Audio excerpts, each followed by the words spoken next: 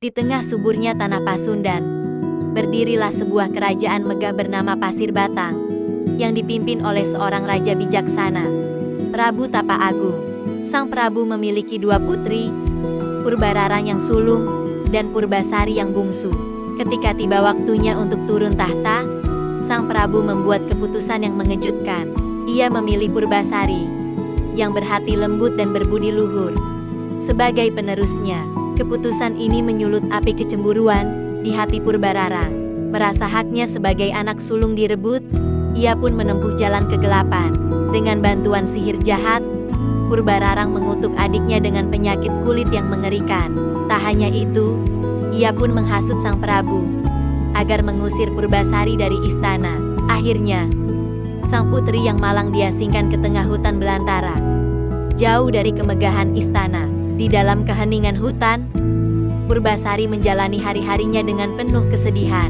Namun, kebaikan hatinya membuat para penghuni hutan, yaitu hewan-hewan, menjadi sahabat setianya. Suatu hari, seekor lutung hitam misterius datang menghampirinya. Lutung itu bukanlah hewan biasa, ia adalah lutung Kasarung. Ia menjadi sahabat terdekat Purbasari, selalu menghibur dan melindunginya. Mengetahui penderitaan sang putri, lutung Kasarung menunjukkan kesaktiannya. Ia menghentakkan kakinya ke tanah, dan seketika muncullah sebuah telaga dengan air yang luar biasa jernih. Purbasari pun mandi di telaga ajaib itu. Keajaiban terjadi, penyakit kulitnya seketika sirna, dan kecantikannya kembali bersinar, bahkan lebih mempesona dari sebelumnya. Kabar kesembuhan Purbasari dan kecantikannya yang kembali sempurna akhirnya sampai ke telinga Purbararang di istana. Bukannya menyesal, ia justru semakin murka dan takut tahtanya terancam.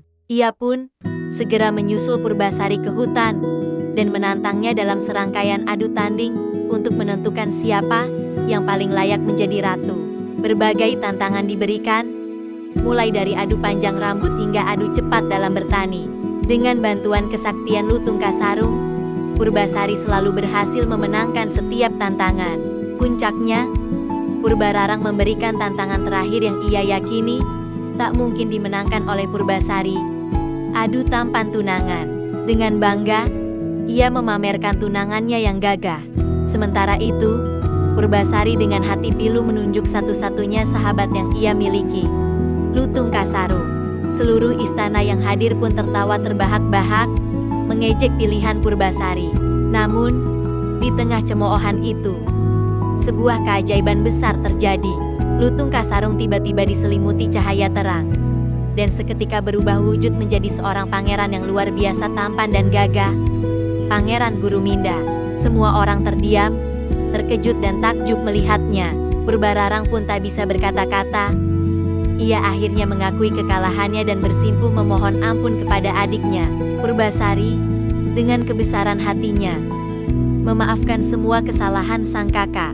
Akhirnya, Purbasari menikah dengan Pangeran Guruminda, dan mereka kembali ke kerajaan Pasir Batang.